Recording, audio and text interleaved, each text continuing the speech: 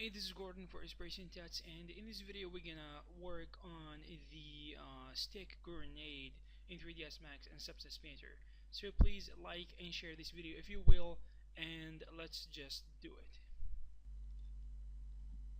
Alright, here we are in 3ds Max, and we're gonna start working on the stick grenade using a simple cylinder like this, and we're gonna change some of the parameters here. First of all, we're gonna try to match it with real world scale, because this is very important for people who want to work the project using this thing we are creating here. So they better, when they import it into their project, it's gonna fit with their world properly, because we want to use the same measurements. Alright, anyways, here we are, and we are trying to use the edge extrusion method in order to create the details of this stick grenade. And it's not gonna be that hard. It's gonna be something that gonna be um, kind of a little bit of experienced beginner can do this with ease, because it's not that hard. And there are gonna be some interesting things here, even though it's not gonna be complicated. I believe this model here is gonna be beautiful, even though it is simple and not that complicated. And a little bit about the stick grenade itself.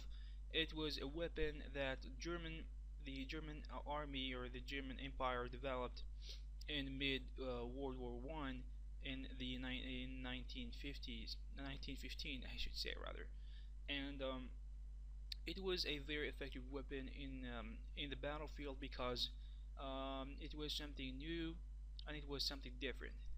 Uh, Primarily due to its shape, because the grenades back then were pretty much look like what the grenade look like right now. It's kind of a bomb that you throw in the air to do as much damage to the enemy, or to make something happen on the other side. But this thing here is different, because the German people were smart and the engineers were smart about this, because the stick they added, it's not for decoration right there. It's not something additional that there is no use of.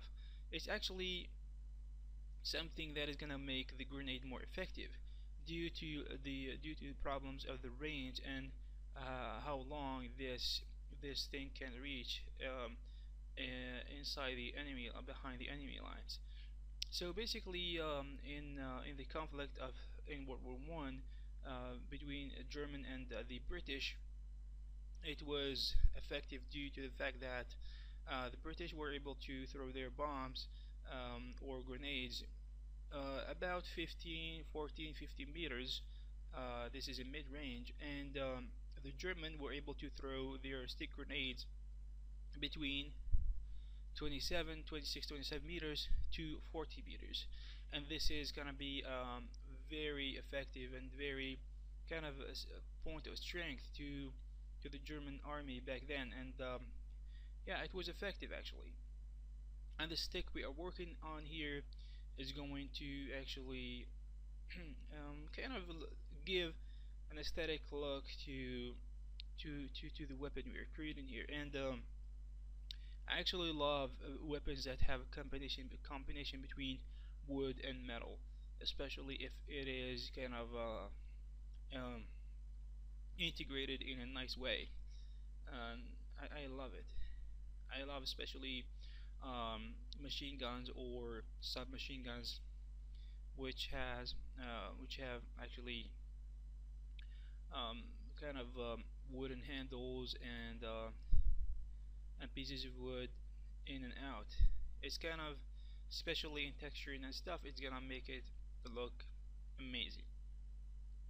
Now here we're trying to create two rings right there, and a ring that we're gonna extrude into the wood.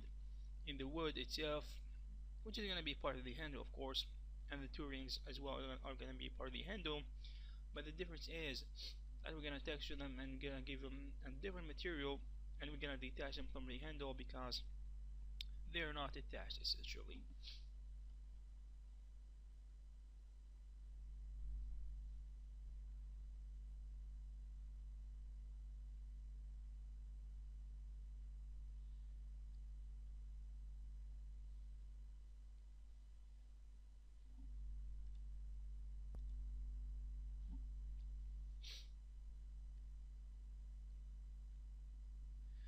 And as you can see here, we're gonna give it a shed modifier right there in order to give it more thickness, and then we're gonna proceed with the rest of the processes. And I think the modeling in this stick grenade is not gonna be that hard because it is something that we practiced a lot in this channel. And if you go back to check my tutorials, I focused so much on modeling. I believe I covered all the techniques necessary in order for you to create anything you want.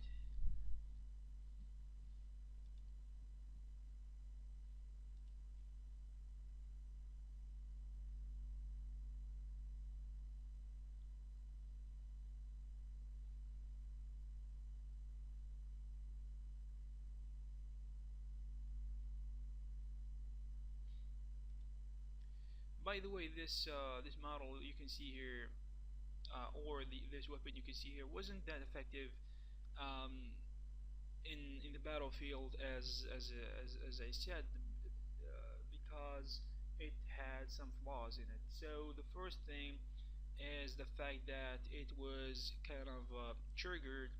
It's not like the grenades of today where you're gonna actually pull the pin and then it's gonna be triggered to explode after a few seconds. This one here was triggered using a cord that you're gonna pull from underneath the it's gonna come down from the handle until the bottom of the handle. Then you're gonna pull that cord in order to trigger that grenade. Then you're gonna throw it, then explosion. But in the first model, the which we call M1915, that indicates that this model was created in 1915, has a major or had a major disadvantage or a problem, which was that the cord sometimes will kind of will be actually revealed from the bottom of the handle, which sometimes, for example, in the battlefield, sometimes there are some kind of um, sparks and of explosions and firearms and stuff, and sometimes the weapon will explode in the belt of the soldier without him knowing that the actually the cord has been sometimes has been pulled. Sometimes sometimes the sparks of fire kind of igniting the cord and then go straight to the explosive charge in the head of the grenade, which is about 170 or 180 grams of explosives in there, and that was a problem. So the German army needed to actually change the model of M1915 to another upgraded one in 1916, and that was really necessary because it has a major disadvantage to the German army, and it was fatal back then. And actually, luckily, I don't know, maybe not luckily because I'm not. The war is actually something that I don't support myself, and I am not in on any kind of on any country's side. By the way, it was just bloody hell place and time to be in, so I don't support it anyways. But it was not this model was not supplied enough to the German army back then due to delays of manufacturing. So so they discovered that that the model of 1915 was actually a flawed, and they needed to upgrade it to the 1916. And in that model, they actually sealed the cord inside the handle, so it's not gonna be pulled and it's not gonna be ignited by sparks or anything like that. So it was safe. So soldiers were safe, kind of having these explosives on their belts. And after that came out the model of 1917, then 1923, then 1924, and there were a lot of countries that actually used this weapon in their conflicts in World War I and World War II. Even actually the Japanese and the some of the powerful nations back then in the world, and still today they are still strong and powerful.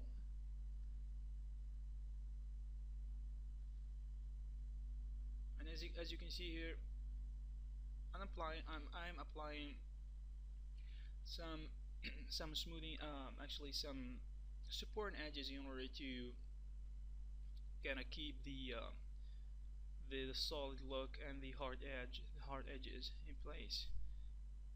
And sometimes we have to remove some of the polygons we cannot see. They are gonna be hidden anyways, or you can keep them if you want to. It's not gonna make a lot of difference if, because this model here is not gonna be something that you're gonna see in games or something, because it's not made for games. It's not, because I'm not gonna make it a low poly model, so this probably is not gonna be it's not gonna be an issue if you keep more and more polygons that are gonna be hidden. If you're gonna keep them there, it's not gonna be that big a deal. I'm here, and I converted the turbo smooth on top of the mesh, because I want to keep that smooth and solid look right there in the medium, or if we say that this is low poly, I think it's gonna be a little bit of kind of problem, because it's not low poly. And this one here, I'm trying to remove all the extra edges that are not gonna affect the original look of the model we're working on here. So it's gonna be okay if we remove them. They are too many anyways. And the more you remove, the more you're gonna make the unwrapping process easier, because in unwrapping something that is not gonna be low poly, usually you're gonna do it manually. You're not gonna rely on the tools of unwrapping that exist in 3ds Max, because the polygons are too many, and 3ds Max is gonna find it is going to find it hard to determine how the process is gonna proceed. And there are actually some tools that are gonna make it easier, like using smoothing grips. Unwrapping by smoothing grips is actually gonna, yeah, it's gonna make it probably easier.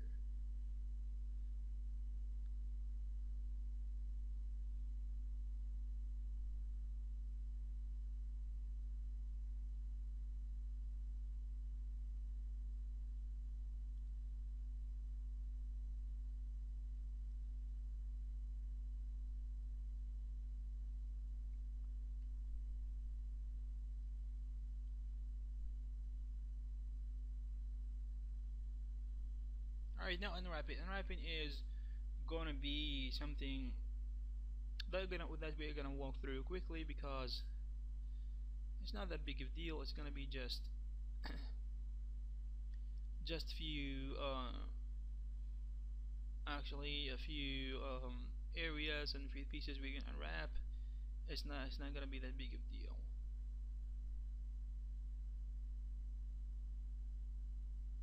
And of course we need to cut the seams manually, because we want to make sure that we are not missing any polygons or stuff or edges, especially where we see supporting edges. So supporting edges are gonna be very close to each other, and the polygons right there are gonna have their small surface.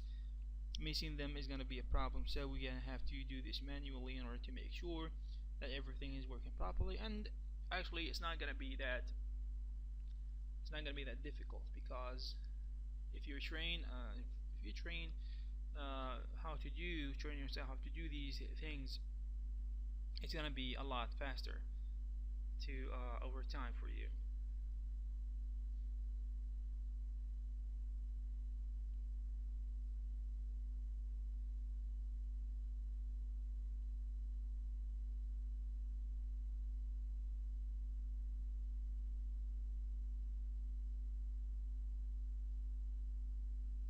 now you can see me right now using the planar kind of planar mode of unwrapping and the peel and the peel mode. And of course, I'm going to use the some of the tools. Actually, I should say the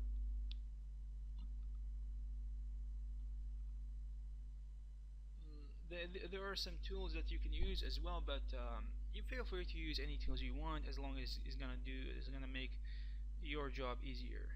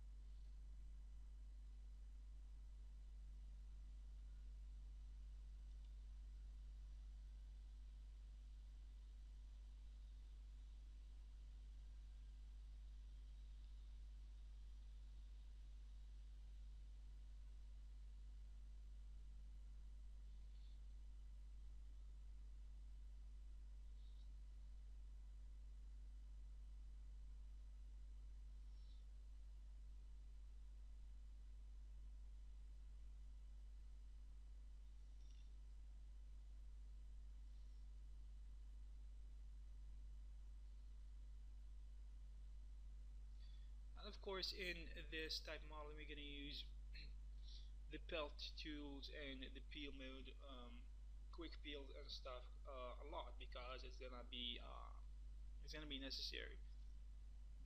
I feel that using the peel mode quick peel tool is gonna be a lot effective than using the relax tool because it's gonna be more effective.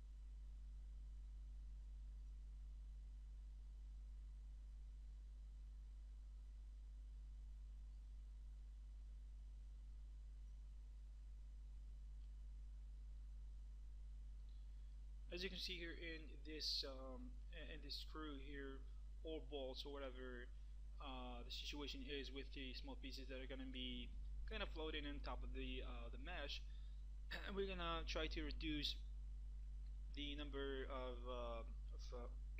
unnecessary additional edges in between, if this is possible. And as you can see here, I'm trying to apply the same trick here.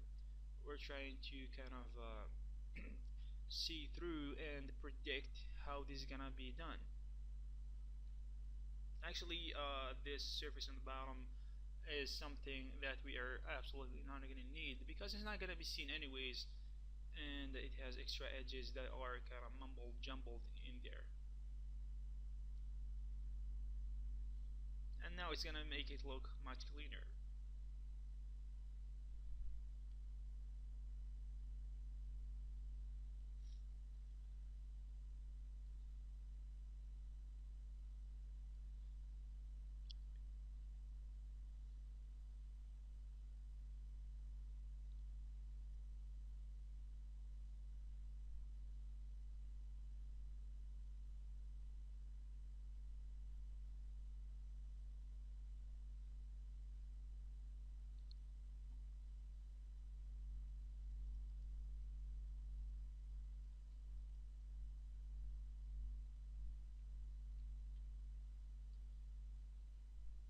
And of course, you need to do some manual repairing here because it's necessary. Sometimes when you use the peel mode, it's gonna be messed up, and of course, in order to fix this, you've gotta rearrange it manually using the alignment tool in the quick transformation on the top right there, or you can use shortcuts as I'm using right now.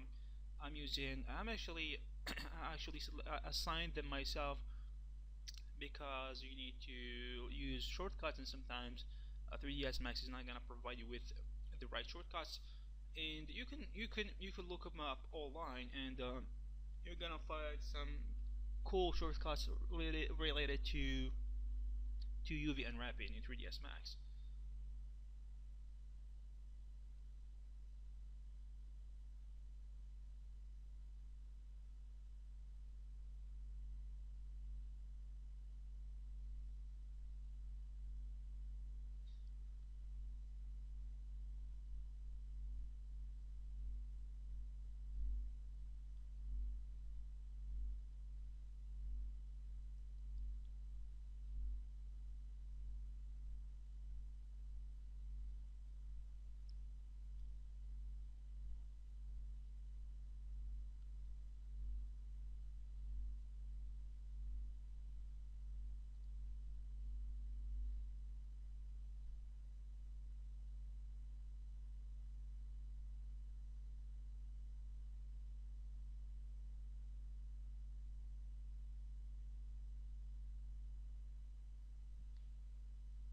Alright, now as you can see here, after I attach everything, it is now time to pack them together, all these elements or these islands, and it's gonna be wise if you find kind of a space, the enough space to pack them in there, but you're not gonna leave as much room as you feel free to, because you better actually pack them there tight as yeah as actually I would say that kind of you have to pack them in there, all of them, all the pieces, but you don't leave a lot of room, a lot of space, because you wanna use that space wisely.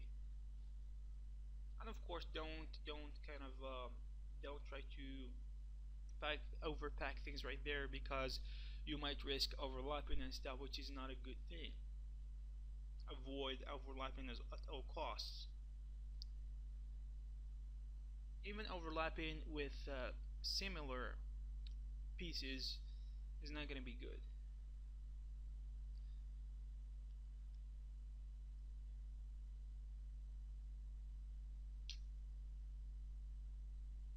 Now, as you can see here, I'm in Substance Painter, and it is now time for texturing. And to be honest, texturing is not going to be that big a deal. I'm just going to apply two or three smart materials, and we're gonna be good to go. But first, we need to apply bacon, of course. We need the medium poly and the high poly, and some of the and some of the actually parameters changes that you can see me applying here. And to be honest, bacon is the most important thing you can do in Substance Painter, and it is very very important. It's gonna affect your results dramatically.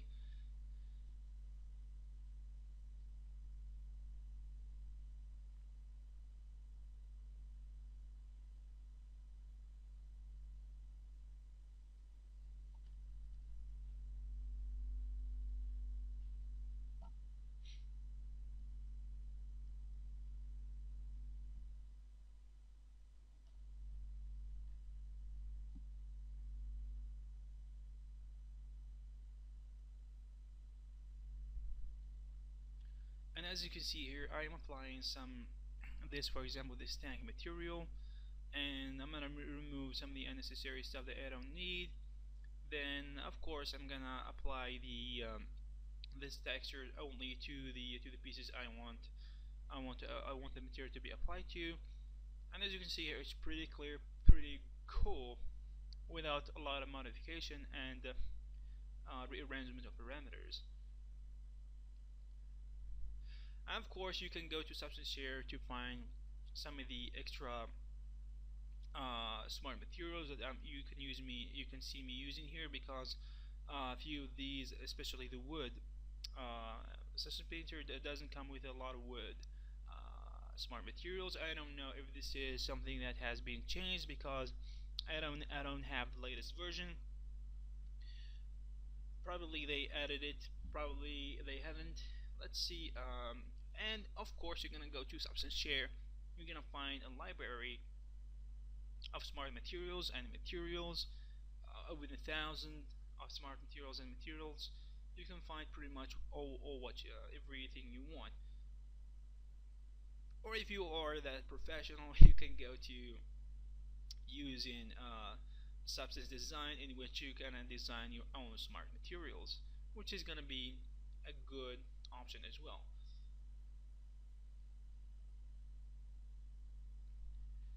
And actually, I respect people who actually create these smart materials for us, because it's it's going to actually help you a lot in the process. And now I am here in Photoshop. I'm trying to create that German actually text right there, and I don't know what does that mean, but we're gonna type some German text right there.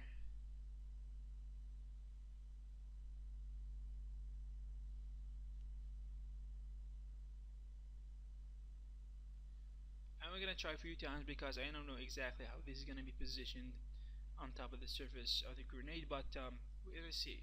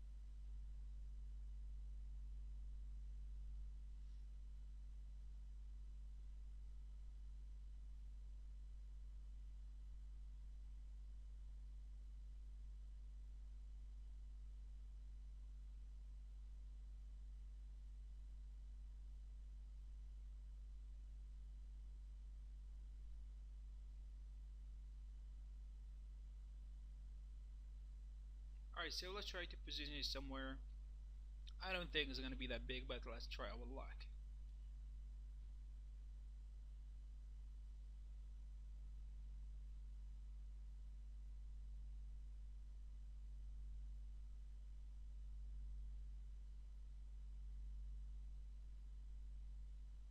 Alright, here we are in Substance Paint, actually in Marmoset Designer. to test the texture and how it's gonna look, and all the big textures that we created in Substance Painter.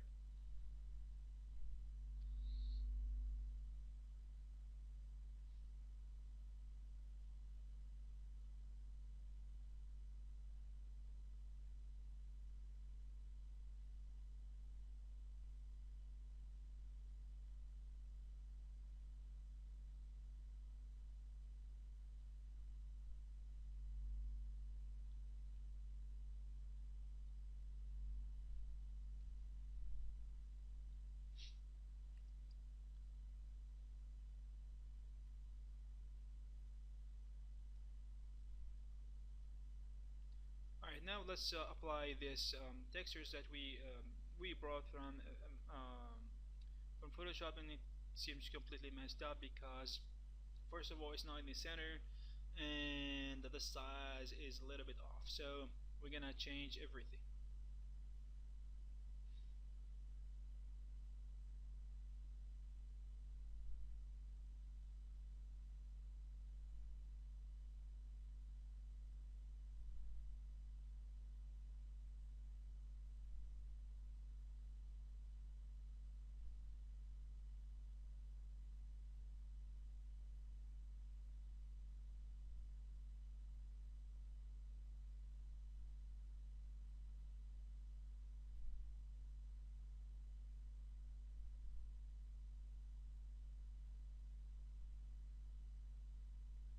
As you can see here, it's completely off as well. So we're gonna have to fix it for the last time, and it's gonna work.